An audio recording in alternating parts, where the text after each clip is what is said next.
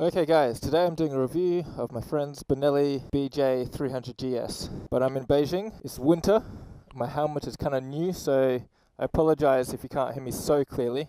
Honestly, it's a fantastic bike. I would say, maybe with the GW250, this is one of the best bikes for Beijing. It's just comfortable, it's enough power. If you want to go on the expressways, I think this tops out 141, so it's pretty decent. Like, expressway speeds is meant to be 120.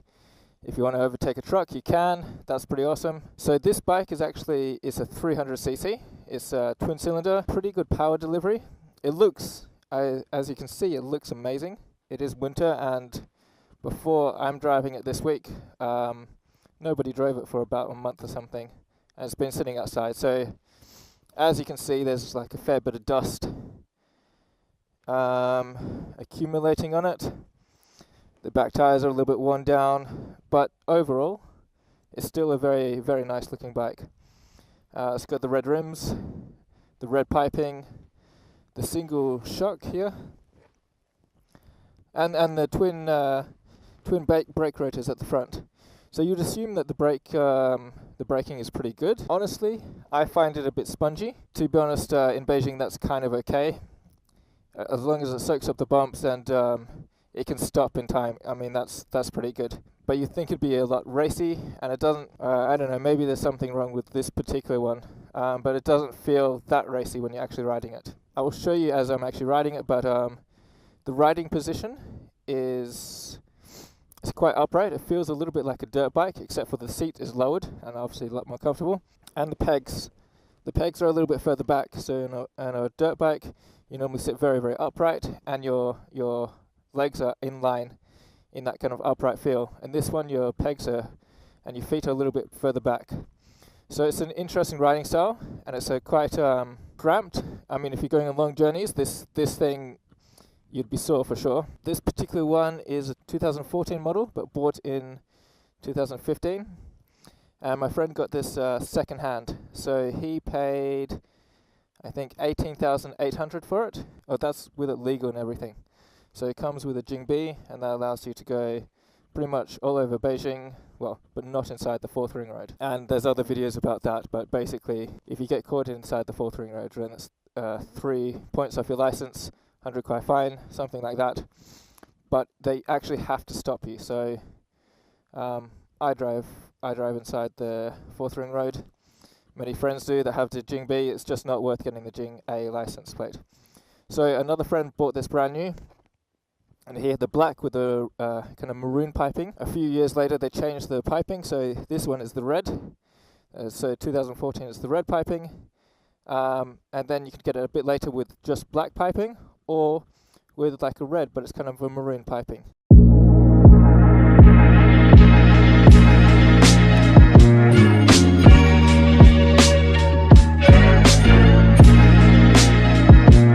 I'm just going to show you. I hope you can see. This is the key. You think it'd be pretty cool because it's got the little flick switch, whatever it is.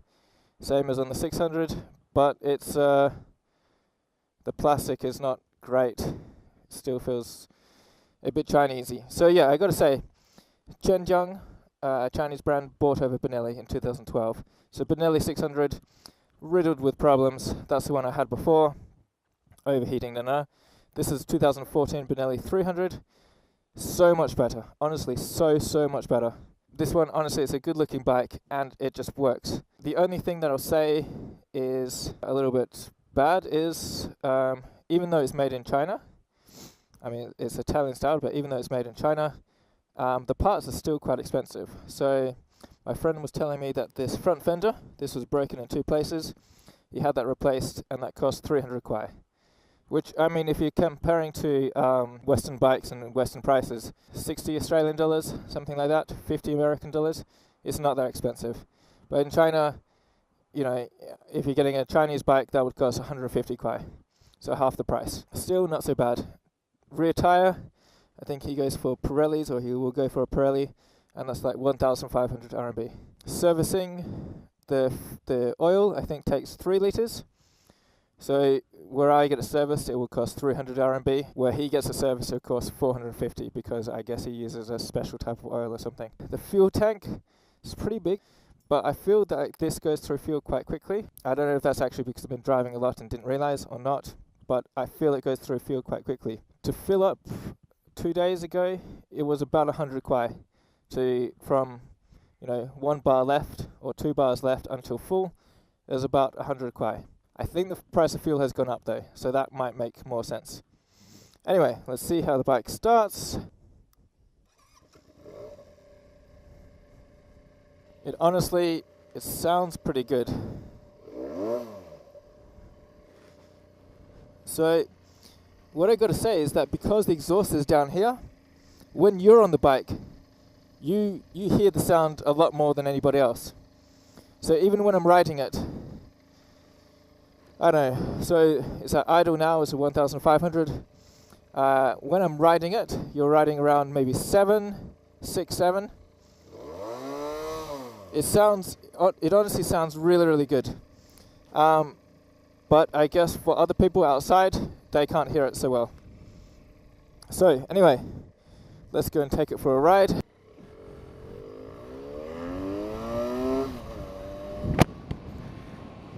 Sound, I hope you can still hear me because I'm not wearing my little muffler thingy.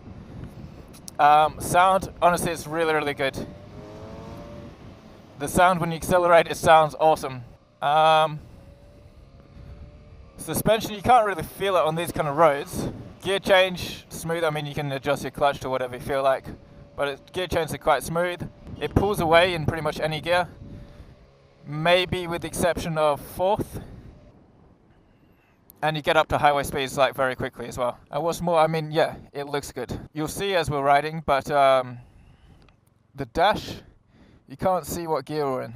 It does have a neutral indicator, but you can't see what gear we're in. I think the bike that you can compare this to, if you're looking for a good bike for Beijing and something with a bit more power, so not just the standard Honda CB 150 or your Suzuki EN 125 or EN 150, whatever.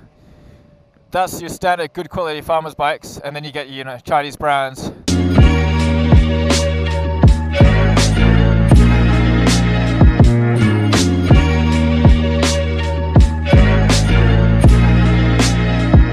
So this would be your you want a bit more power, you want something a little bit better. I would say Suzuki GW250 or this, the Benelli 300. So that's probably the comparison bike, and I used to have that bike before. And so comparison wise, I would say that bike is more adapted to China riding. They've gone off in the direction of we want it to be more sporty, which is fair enough. I mean, you can hear that from the sound, from the looks, the piping and whatnot. GW250 has way better suspension. Or maybe not better suspension, it depends what you want, but it's more suited to China riding. So it will soak up the bumps. Cornering is just all around better. It's a longer wheelbase, so that plays into that as well. This one, they've obviously gone for a more racy kind of thing. I mean, if you're driving on these, I'll be entering the G6 in a moment, and eventually I'll enter the ring road. Ooh. But it handles it fine. Because in China you occasionally do a little bit of dirt, you'll find yourself in some village area, you will have to do a little bit of dirt. This does not handle it well. That one I can guarantee. And if you're a novice rider, I mean, I'm not a novice rider, but some people that will be buying this it's difficult control off-road because it is a heavy bike. This is, I think, 183 kilograms. GW is about the same, but it's a 250. But it's a longer bike, a bit more sturdy bike, I think. Also, I'm driving this bike a little bit cautiously today because normally I drive in the emergency express lanes, like these cars here are doing, or the bus lanes or whatever. But I don't want to draw attention to myself because my friend just got this bike up to legal status again, and it cost him a fair penny of paying all the fines. And one of the big things was he was riding in the express lanes, and he got caught for that. So many points off, a bit of money. I don't want to put the bike in jeopardy again. So I drive my bikes legally here in Beijing. I mean, you can drive it illegally. I mean, obviously you shouldn't, but you can. You're wanting to get a Jing B license, which is usually 10% of the value of your bike. So the fact that this is brand new, I think, is the retail price on the website says 24,000, but with the plate, It ends up costing about 27 with dealer fees and all that kind of stuff. Brand new, so that's actually not so bad. A GW250, honestly it's about the same price. You're really just going for, do you want Japanese, actual Japanese quality with a bike that's tuned for China, and the GW250 doesn't look as good as this for sure, or do you want a Italian design bike, so it looks amazing, sounds amazing, but quality may or may not be as good as what you want. So I went for the GW250 before, my friend obviously went for this one. What are these people doing? Is there an accident here or something? There is an accident. Whoa! Back wheel just like slid out there just because of the water. The other thing that you have to note if you're looking for a bike in Beijing is the GW250 gets stolen a lot. This one, I haven't heard of many getting stolen, but maybe that's because they keep them inside more. But I'd honestly say this bike is, you know, for what you can get and for price, value for money and all that, is the best bike for Beijing. It's a bit heavy, but as I say, because of the riding position, you don't really feel that. You sit rather low, you're quite upright, the pedals are, the foot pegs are back a little bit. You don't really feel it's as heavy as it actually is. Like if you have to move it and you have to lift up the back end, you're like, oh my god, this is a heavy bike. But when you're riding it, you don't really feel it.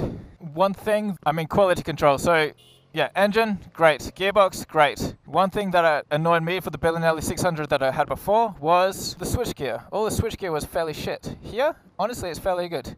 I mean, it's all fairly standard shit. High beam, low beam, indicators, engine stop, whatnot. But everything feels solid, which is great. The actual instrument cluster, it's nothing amazing. It tells you, it apparently tells you what time it is. That's not true. Apparently tells you the engine temperature. Benelli, Qianjiang, those things are prone to not being correct or just breaking outright. This is meant to be a review of the bike, and you're meant to hear like the sound at high speed and all that kind of stuff. But in reality, this is just like a video of how shit Beijing traffic can be sometimes. So yeah, normally I would say you need a bike that is nimble, and this is nimble enough. I had as well a Shinro 250 that a friend now owns, and I mean that's great. That one you can go up and down curbs, as you sometimes have to do here in Beijing. Longer suspension travel. This, no, you can't do that. I mean, that curb, sure, you can go up, but you can't go up the big ones, and that's a bit disappointing. But obviously it's not designed to do that. Mirrors, it's still very plasticky. Honestly, that's relatively fine. Ooh, the sound. Oh yeah, the horn is shit. For me, every time I'm in Beijing and you got a new bike, you upgrade the horns as soon as possible. I talked about that before. It's basically people are not very spatially aware here, and they're going to be doing shit in front of you. So you need to let them know that they're doing things wrong. So you need a bigger horn. So I normally try to put one from a Mianbao on, which is like a minivan, a minivan. And that usually works out pretty well. Okay, so that was third gear, and low revs, and it just didn't have the power. So first, second, no problem. Third, a little bit of a problem. Not problem in terms of normal driving, but if you decide I'm going to take off in that gear, it's not great. And if you change down to second, then you're over revving it. So there's a little bit of a difference in terms of the gears there. How wide is it? It's pretty good. You fit snugly in. If you think you can go through a gap, generally you can. I don't, even doorways into apartment gates and whatnot, you can get through that quite easily. Even the GW250 or the Shinro 250, you had to like wiggle your bike through the mirrors in. This you don't have to do that, so that's honestly a great bike. So I'm in 6th gear now, and I'm going 83. I found that according to the GPS from map programs, the speedo is off by like 4 kilometers an hour, which is fine. Overtaking is pretty good. The thing I liked about the GW250 was it didn't attract attention to yourself. And if you're going to be driving in Beijing and you're not 100% legal, that's a pretty good thing actually. You know, you want like a good quality farmer's bike, and that's the next stage up. This bike, for sure you're drawing attention to yourself. It's like white with red piping. It sounds like this. Yeah, for sure you're drawing attention to yourself. So if you're not 100% legal, then there's a more chance of you being caught. I was going to show you a little bit later. I'll have to find a quiet street to do it, because this is obviously not the right time. This is the entrance to the 3rd ring road. I'll do an emergency stop, and I mean everybody in Australia, America, England, whatnot, you have to do emergency stop to pass your driver's license. In China, I don't remember if they do that. I've only got a few friends that went through the actual test. I just changed my license, but normally that's not a thing that comes up in driving conversation. You know, but if you're driving in Beijing, because the people in front of you and around you generally drive like shit, or people just, you know, walk out in front of you or whatever, you will have to do an emergency stop. So it's important to know how your bike handles, responds, if you can slide that off the back or not, how nimble it is, if your bike drops into corners or whatever. Okay, so there's nobody behind me. We can technically do an emergency stop. We're going 40. Okay, the back tire lifts up a little bit actually. Pretty good braking power, to be quite honest. Feels a little bit unsure. But as long as you keep it straight, it's okay. It's quite violent. It doesn't slide much.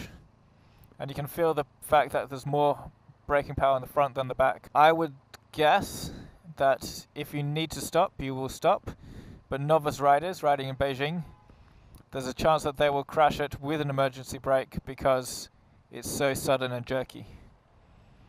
That would be my guess. GW250, it honestly handled very well, and it stays upright very well because I think of that longer wheelbase. I'm not too sure about that. This one, I've slid out, not like out, but had the back wheel go sideways a little bit as I had another person in the back, because some dickhead just like stopped in front of me for zero reason. And I gotta say, this bike is quite predictable. Same as GW250, very predictable. So that's exactly what you want when you're driving around in Beijing. The other thing, as I pointed out before, is that the bike has twin front rotors.